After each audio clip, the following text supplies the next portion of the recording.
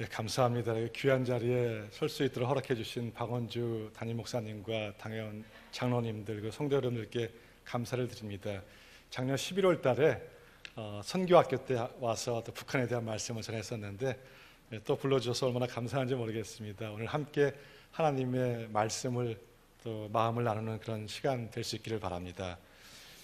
작년 12월 달부터 얼마 전까지 진행된 최순실 청문회 여러분 많이 보셨을 것입니다. 그곳에 참 많은 증인들이 나왔었는데, 증인은 어떤 사람을 말하는 것이냐? 증인은 자기가 보고 들은 것을 사실대로 말하는 사람이 바로 증인입니다. 그런데 우리는 이번 청문회를 통해서 두 종류의 증인들의 모습을 보았습니다. 먼저 첫 번째 증인의 모습은 증인으로 채택되었으면 증인의 자리에 나오는 것이 마땅함에도 불구하고 그 자리에 나오지 않은 불출석한 증인들의 모습을 보았습니다. 왜 증인의 자리에 나오지 않았을까? 사실을 사실대로 말할 수 없었기 때문입니다. 그렇게 했다가는 자기 자신에게 손해가 되기 때문에 그 자리에 나오지 않았습니다. 두 번째 증인의 모습은 나오긴 나왔는데 나와서 자기가 보고 들은 진실을 이야기한 것이 아니라 거짓말을 했습니다. 왜 그러냐면 사실을 사실대로 말하면 역시 자기들이 손해를 보기 때문에 거짓말을 했던 것입니다. 증인은 어떤 사람이냐? 증인은 자기가 손해를 보더라도 자기가 보고 들은 것을 사실대로 말하는 사람이 바로 증인입니다. 그래서 복음의 증인들은 비록 순교를 당하는 한이 있더라도 그리스도가 나를 위해서 죽었다는 그 사실을 전파하기 위해서 증인의 자리에서 자기가 손해를 볼지라도 그런 증인의 자리에 선 사람들이 많이 있습니다. 우리는 이번 청문회를 통해서 자격이 없는 증인들의 모습을 많이 보았습니다. 이들이 그럼 왜 증인으로서의 의무를 저버리고 거짓말을 했을까요? 그것은 그들이 소중히 여기는 그것을 놓치고 싶지 않았기 때문입니다. 그들이 그렇게 붙들고 싶어 했던 것은 돈이었습니다. 세상의 명예와 지위와 자리였습니다. 그것들을 지키기 위해서 더 큰 거짓말을 해야 했고, 더 큰 불의를 행하게 됐고, 더 큰 악과 죄를 범할 수밖에 없었습니다. 이런 사람들을 보면서 세상이 참 불공평하다 이렇게 말하는 분들이 많이 있습니다. 하나님 살아계시다고 한다면 어떻게 이렇게 불의한 자들이 이 땅에서 형통하는 것 같고 하나님의 뜻대로 살고자 하는 사람들은 이렇게 어려움을 당하는가? 세상 참 불공평하다 이렇게 생각하는 사람들이 있습니다. 아마 여러분들도 가끔씩은 그런 생각을 해보실 것입니다. 그런 분 중에 컴패션의 후원자이기도 하시고 여러분도 잘 아시는 전 국가대표 축구선수였던 이영표 선수, 여러분 잘 아시죠? 그 이영표 선수도 세상에 불공평하다 이렇게 생각했다고 합니다. 세 아이 앞에 세 개의 빵이 있으면 그 빵 세 개를 세 아이가 하나씩 나누어 갖는 것이 공평이라고 생각했는데 세상을 막상 보니까 가진 자는 점점 더 많이 갖고 없는 자는 점점 더 없이 사는 이 세상을 보면서 하나님 살아계신데 왜 이 세상이 이렇게 불공평할까? 그렇게 이영표 씨는 생각했다고 합니다. 그런데 2013년도에 한국 컴패션의 10년 이야기를 담은 책이 고맙다라고 하는 제목으로 출간이 되었습니다. 그 책 속에서 이영표 씨가 이렇게 이야기하고 있습니다. 나는 세 개의 빵이 있으면 세 아이가 하나씩 나누어 갖는 것이 공평이라고 생각했습니다. 그런데 하나님은 한 아이에게 빵 세 개를 주시면서 나누어라, 사랑하라고 말씀하셨습니다. 그 순간 저는 하나님께서 불공평하셔서가 아니라 내가 나누지 않음으로 세상이 불공평해졌다는 사실을 깨달았습니다. 세 사람이 한 개씩 가져야 할 빵 세 개를 한 사람이 다 갖고 있어서 이 세상이 불공평해진 것이 아니라 그 빵 세 개를 갖고 있는 사람이 그 빵이 필요한 다른 두 사람에게 나누지 않았기 때문에 이 세상이 이렇게 불공평해졌다는 사실입니다. 우리는 이 땅에 존재하는 불공평과 불의에 대한 책임과 탓을 하나님께 돌릴 때가 많습니다. 하나님 살아계시다고 한다면 왜 세상이 이렇게 불공평합니까? 왜 세상에 이렇게 불의한 자들이 잘 됩니까? 그러나 세상에 존재하는 불공평과 불의에 대한 책임이 하나님께 있었던 것이 아니라 바로 나눔의 삶을 살고 있지 않은 우리들에게, 그리고 불의한 삶을 살고 있는 사람들에게 있었다는 사실을 이영표 씨는 지적해주고 있습니다. 그런데 여러분, 이 세상에 수많은 불공평이 존재하고 있지만 그 중에서 가장 큰 불공평이 무엇이라고 생각하십니까? 그것은 복음의 불공평입니다. 돈이 없어서 좀 힘들게 살고 어렵게 사는 거 잠시 이 세상에서뿐입니다. 명예가 없는 것, 그래서 부끄러운 것, 이 세상 잠시뿐입니다. 힘이 없어서 서럽고 억울한 일을 당하는 것, 잠시 동안 이 세상에서뿐입니다. 그러나 누구는 복음을 듣고 누구는 복음을 듣지 않은 이 불공평 때문에, 이 차이 때문에 복음을 듣지 못한 그 사람은 영원한 멸망과 사망 속에 살 수밖에 없다는 이것보다 이 세상에 더 큰 불공평은 없습니다.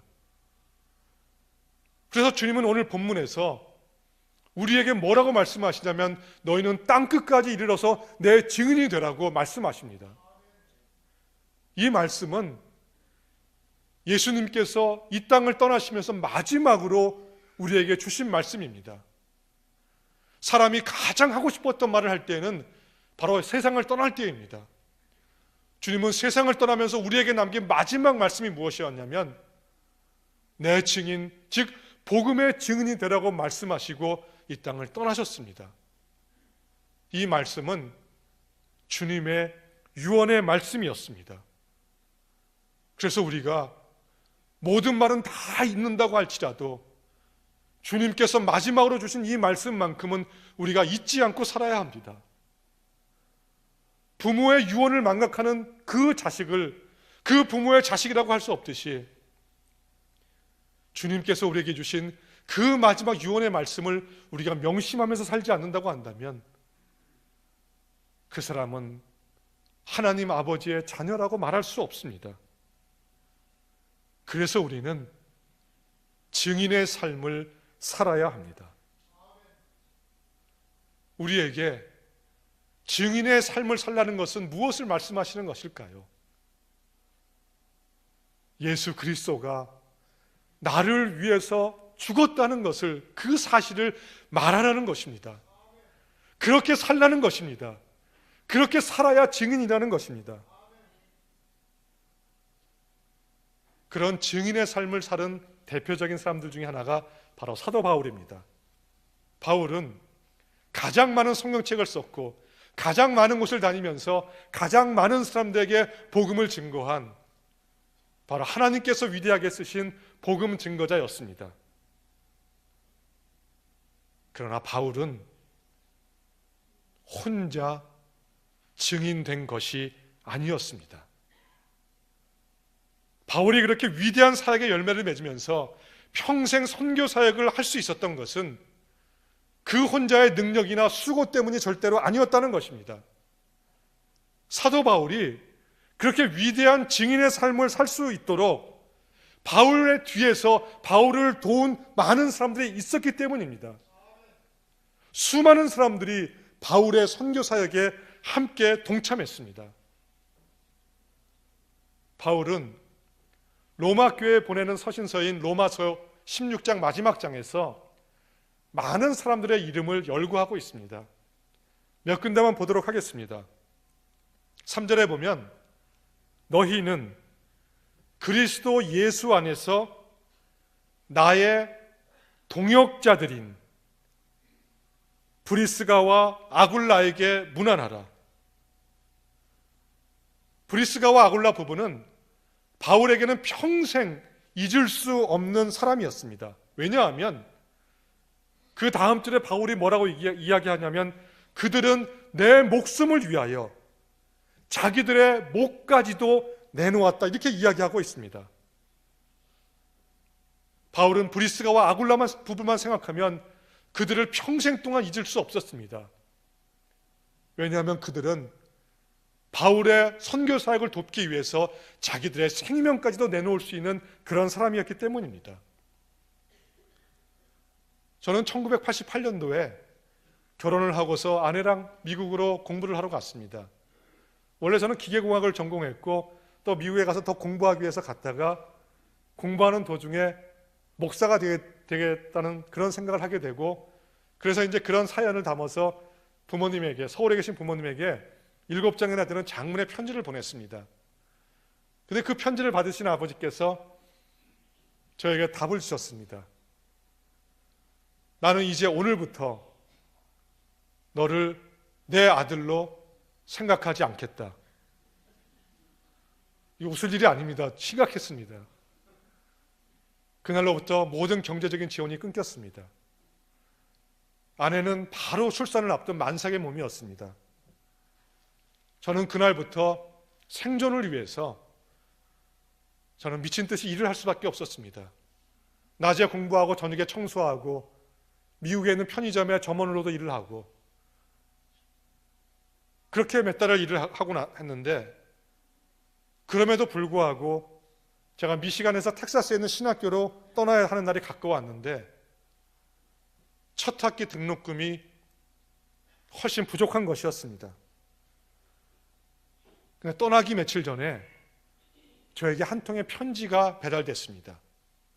누가 보낸 것이었냐면 같은 교회에 다니고 있는 남편의 구정으로 인해서 남편과 이혼하고 두 딸을 혼자 키우고 있는 여자 집사님이 보낸 편지였습니다. 그 편지에는 편지와 함께 천불의 수표가 동봉되어 있었습니다. 사연즉 이랬습니다. 그 집사님이 며칠 전에 어렵게 이혼한 남편으로부터 두 딸의 양육비를 아주 어렵게 오래간만에 받았다는 것입니다. 그런데 기도를 하시는데 자꾸 제 생각이 나더랍니다. 그래서 그 양육비 중에서 저에게 천불을 보내니 필요한데 쓰라는 것이었습니다. 그 당시 미국의 최저임금이 4불 25센트였습니다. 그 천불의 돈은 제가 200시간을 일해도 가질 수 없는 그런 돈이었습니다. 제가 첫 학기 등록을 하는데 모자란 돈이었습니다.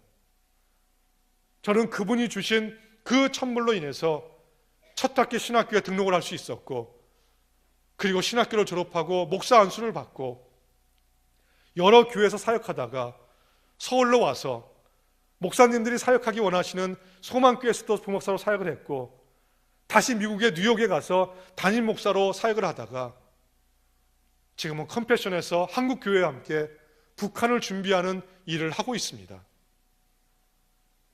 제가 이 자리까지 올 수 있었던 것, 저 혼자의 힘이나 노력이 아니라 바로 그분이 있었기 때문에 가능한 일이었습니다. 저는 그래서 평생 제 사역이 마치는 그날까지, 제 생명이 끝나는 그날까지 저는 그분을 잊을 수가 없습니다. 그분은 저에게 동역자였기 때문입니다. 바울은 로마 교회에 편지를 보내면서 이렇게 말하고 있습니다. 그리스도 예수 안에서 나의 동역자들인 브리스가와 아굴라에게 문안하라. 현장을 뛰는 바울만 선교사가 아니었습니다. 바울을 기도와 물질로 도운 브리스가와 아굴라 부부도 똑같은 선교사였습니다. 5절에 보면 또 저의 집에 있는 교회에도 문안하라. 내가 사랑하는 에베네도에게 문안하라. 여러분, 에베네도라고 하는 사람의 이름을 들어보신 적이 있으십니까? 성경에 이곳에 한 번만 나오는 분인데, 저는 로마서를 그렇게 읽을 때마다, 이분의 이름을 들을 때마다 또 처음 듣는 이름 같은 사람들의 머리에 기억도 나지 않는 그런 사람의 이름을 바울은 기록하고 있습니다. 그런데 이 사람이 바울에게는 얼마나 중요한 사람이냐면 그 다음에 이야기할 때 그는 아시아에서 그리스도께 처음 맺은 열매니라. 즉 바울이 아시아에서 복음을 전할 때에 그 복음을 듣고 처음으로 예수를 아시아에서 영접한 사람이 바로 이 에베네도 이 사람이었다는 것입니다. 교회를 개척한 목사님들마다 공통적으로 하시는 말씀이 있습니다. 교회를 개척하고 그 교회에 나와서 처음으로 복음을 듣고 영접한 그 사람을 잊을 수가 없다는 것입니다. 너무 귀하기 때문에. 바울도 아시아에서 복음을 전했는데 그 복음을 듣고 처음으로 예수를 영접한 이 에베네도를 잊을 수 없었던 것입니다. 이 에베네도는 복음을 듣고 구원만 받는 것으로 끝난 것이 아니라 그 후 신앙이 성장해서 아시아를 떠나서 지금은 로마에 가서 로마 교회를 헌신적으로 섬기는 그런 사람이 되어 있었던 것입니다. 그래서 바울은 로마 교회에 편지를 하면서 내가 사랑하는 에베네도에게도 문안하라고 말하고 있는 것입니다. 여러분, 이 에베네도가 평생 동안 바울을 위해서 기도하지 않았겠습니까? 바울의 기도 동역자였습니다. 9절에 가면 그리스도 안에서 우리의 동역자인 우르바노와 나의 사랑하는 스다구에게 문안하라. 우르바노, 스다구, 발음도 잘 하기 어려운 그런 사람들의 이름이 나오고 있습니다. 어디서 들어본 것 같지도 않은 이름, 성경에 이 사람들이 무슨 일을 했다고 구체적으로 나와 있지도 않은 그런 사람들의 이름인데 하나님은 알고 계십니다. 바울은 로마서 16장에서는 이렇게 우리가 들어본 적도 없는 수많은 사람들의 이름들이 나오고 있는데 바울은 그들의 이름을 열거하고 있습니다. 왜? 그들이 바울의 동역자였기 때문입니다. 왜 성경은 무슨 일을 했는지도 모르는, 세상의 기준으로 볼 때는 전혀 유명하지도 않은 사람들의 이름을 이렇게 언급하고 있는 것일까요? 바울 혼자 선교한 것이 아니라는 것입니다. 바울 혼자 증인의 삶을 산 것이 아니라는 것입니다. 이들 모두가 다 하나님 나라를 위하여 자기의 시간과 기도와 물질을 들여서 주의 일에 함께 동참했다는 것입니다. 여러분, 복음을 전하는 그 현장에 나가 있는 사람만이 선교사가 아닙니다. 그를 위해서 기도하는 사람, 그의 선교 사역을 위해서 물질로 후원하는 사람, 그 선교사님이 품고 있는 그 민족을 자기도 품고 기도로 자기의 시간을 드리는 사람, 그 사람들도 동역자요 선교사인 것입니다. 하나님은 우리가 어떤 사람이 되기를 원하시느냐? 복음의 동역자가 되기를 원하십니다. 그럼 어떻게 하면 복음의 동역자가 될 수 있느냐? 바울이 언급한 많은 사람들처럼 자기의 것을 드려야 합니다. 바울이 아무나 동역자라고 하지 않았습니다. 바울이 이곳저곳을 다니면서 복음을 전할 수 있도록 자기의 목숨을 내어준 사람부터 기도로, 물질로, 사랑으로, 시간으로 자기의 것을 드린 사람들이 바울의 뒤에는 수없이 많았습니다. 바울은 바로 이런 사람들을 자기의 동역자요, 자기와 함께 증인된 사람들이라고 성경에 그 이름을 기록하고 있습니다. 바울은 죽기 전에 감옥에 있으면서 마지막으로 성경책을 썼습니다. 그 성경책, 바울의 마지막 성경책이 바로 디모데후서입니다. 그 디모데후서의 마지막 부분에서 바울은 자기의 삶을 정리하면서 또다시 그 마지막 부분에서 많은 사람들의 이름을 열거하고 있습니다. 디모데후서 40장 4장 20절 21절을 보면 에라스도, 드로비모, 으블로와 부데와 리노와 글라우디아와 모든 형제가 다 내게 문안하느니라. 한 번도 들어본 것 같지 않은 여러 사람들의 이름을 사도 바울은 다시 언급하고 있습니다. 무엇을 우리에게 얘기하고 싶었던 것일까요? 사람들은 기억하지 못하는 이름들을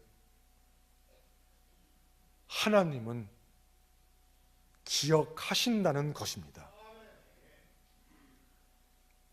지금으로부터 151년 전인 1866년도에 영국의 토마스 선교사는 약관 26세의 나이로 조선 땅에 복음을 전하기 위해서 제너럴 셔먼호를 타고서 대동강변을 올라오고 있었습니다.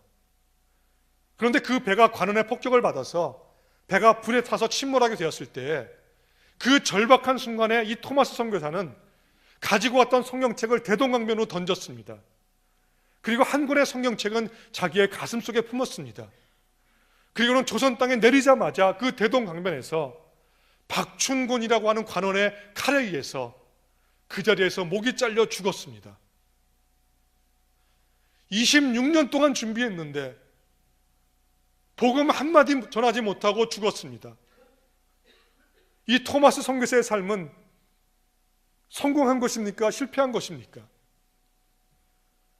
세상적으로 보면, 인간적인 눈으로 보면 아무것도 이룬 것이 없는 실패한 삶이었습니다. 그런데 그 후에 어떤 일이 일어났느냐? 그 대동강변에 던진 그 성경책을 주워서 집으로 갖고 간 사람들이 있었습니다. 그 중에 최치량이라고 하는 사람은 우연히 그 성경책을 집에서 읽다가 예수님을 영접하고 나중에 평양교회를 세우는 사람이 됩니다. 박영식이라고 하는 사람 역시 그 성경책을 집어서 집에 갖고 갔다가 그 옛날에 그 문 창호지 구멍 나고 막 그러지 않습니까? 거기 성경책 찢어서 거기에 바르고 벽 뚫어진 데 바르고 하다가 심심해서 그래서 그냥 읽다가 예수님을 영접하게 되고 나중에 자기의 집을 널다리 교회에 처서로 제공하는 사람이 되었습니다. 토마스 선교사의 목을 잘랐던 박충권, 토마스 선교사가 목이 잘리기 전 자기 가슴에 품었던 그 한 권의 성경을 바로 박충권에게 주었습니다. 그 박충권은 그 성경을 가지고 집에 왔다가 어느 날 그 성경을 읽다가 예수님을 영접하게 되고 나중에 평양교회의 장로가 되었습니다. 조선 땅을 밟자마자 복음 한마디 전하지 못하고 순교의 피를 흘렸던 토마스 선교사. 그러나 하나님은 그의 죽음을 헛되게 하지 않게 하셨습니다. 그 순교의 피가 뿌려진 그 대동강변이 있는 그 평양 땅에 조선에서 가장 많은 성도와 교회가 세워지게 함으로 통해서 한국의 예루살렘, 동방의 예루살렘으로 불리게 하셨고, 그리고 그 후에 1907년 평양 대부흥이 일어났고 그 부흥의 열기가 남한으로 전해지게 되어서 바로 우리가 그 복음의 혜택을 지금 보고 있는 것입니다. 이 이야기는 여기서 끝나지 않습니다. 2010년 가을에 평양 한 중심의 평양과학기술대학, 평양과기대가 개교되었습니다. 이 평양과기대는 연변과기대와 같이 겉은 그렇지 않지만 속으로 들어가 보면은 기독교인들이 전부 다 세워서 나중에 학생들에게 비밀리에 복음을 전하기 위해서 세운 그런 학교입니다. 평양에 있는 수많은 엘리트들이 그 학교에서 공부하고 있고 그 학교의 교수님들은 다 크리스찬으로서 외국에서 국내에서 교수하다가 좋은 직장에서 좋은 연봉 받고 있다가 그곳에 복음을 전하기 위해서 아주 안 좋은 조건에도 불구하고 그곳에 가서 학생들을 가르치면서 복음을 전할 기회를 찾고 있습니다. 그런데 그 평양 과기대가 세워진 자리가 여러분 어디인지 아십니까? 북한 정권이 땅을 주어서 여기에다 세우라고 해서 기초공사를 하기 위해서 땅을 파했을 때 그 땅 속에서 발견된 것이 무엇이었냐면 토마스 선교사의 순교를 기념해서 세운 토마스 순교 기념교회의 종탑이 그 땅 속에서 발견되었습니다. 그 평양의 심장부에 그 순교의 피가 떨어진 그 자리에 바로 평양 과기대가 세워지게 한 것, 이것이 바로 하나님의 역사이고 하나님은 그 순교의 피가 그렇게 꼽히게 지금 역사하고 계십니다. 토마스 선교사는 지금 이 땅에 없지만 그러나 그의 헌신은 북한을 품고 함께 준비하는 서문교회와 컴패션과 한국의 수많은 교회들과 여러분들을 통해서 지금도 계속해서 이어지고 있습니다. 그런데 여러분, 이런 일이 토마스 선교사 한 사람의 헌신으로, 그 한 사람의 순교로 이루어졌다고 생각하십니까? 그렇지 않습니다. 토마스 선교사 혼자의 헌신이었다고 한다면, 혼자 열심히 한 결과였다고 한다면 이런 역사는 결코 일어나지 않았을 것입니다. 조선 땅으로 복음을 전하기 위해서 떠나는 토마스 선교사의 뒤에는 그를 위해서 자기의 시간을 들여 기도하는 사람들이 있었습니다. 토마스 선교사의 뒤에는 자기의 물질을 들여 조선 땅에서의 복음 사역을 후원하는 사람들이 있었습니다. 26세의 젊은 선교사가 품은 그 조선 땅을 자기도 함께 품고서 이 조선 땅을 위해서 기도한 수많은 사람들이 토마스 선교사의 그 뒤에는 있었습니다. 비록 조선 땅에 토마스 선교사와 함께 오지는 않았지만 토마스 선교사의 뒤에는 이렇게 기도와 물질로 함께한 동역자들이 있었기에 이런 역사가 이 조선 땅에 그리고 우리에게 일어날 수 있었고, 그 하나님의 역사는 아직도 진행 중에 있습니다. 선교지로 떠났던 토마스 선교사만이, 바울만이 선교사가 아니라 토마스 선교사를 위해, 바울을 위해 기도하고 물질로 후원한 모든 동역자들이 바로 선교사였던 것입니다. 그들의 이름을 세상은 기억하지 못할지라도, 세상의 역사책에 그들의 이름이 기록되지 않을지라도 하나님은 기억하십니다. 이 땅에는 두 종류의 사람밖에는 없습니다. 하나님 나라의 동역자와 아닌 사람. 우리는 말로만, 입으로만 선교하지 말아야 할 것입니다. 시간이건 물질이건 자기의 것을 드리는 자만이 하나님 나라의 동역자요, 복음의 동역자가 될 수 있습니다. 주님은 유언의 말씀으로 우리에게 내 증인이 되라고 하셨습니다. 여러분, 증인이라고 다 같은 증인이 아닙니다. 세상 법정에 서는 증인과 복음을 위해 증인된 사람에게는 아주 큰 차이점이 있습니다. 세상의 법정에 서는 증인은 말로만 증언하면 그걸로 끝입니다.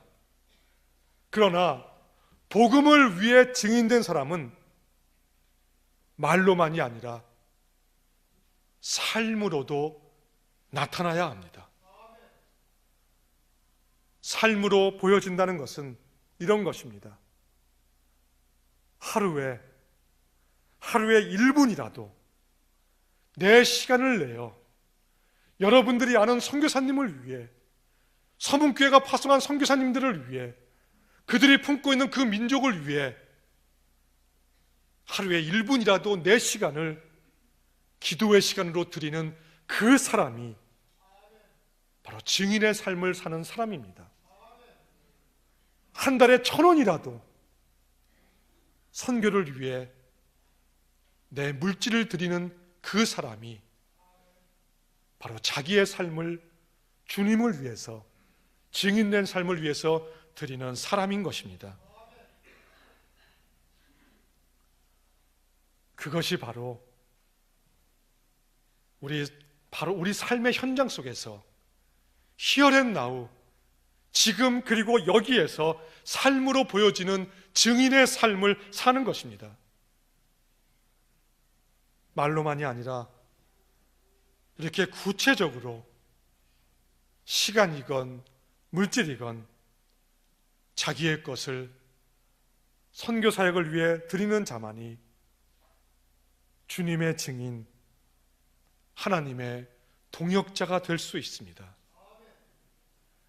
이 세상을 살면서 그 어떤 것과도 비교할 수 없는 그 귀한 복음을 전하는 일을 위해서 자기의 것을 이렇게 드린 사람은 이 세상을 떠나는 그날 영원한 기쁨을 가지고 하나님 나라로 가게 될 것입니다.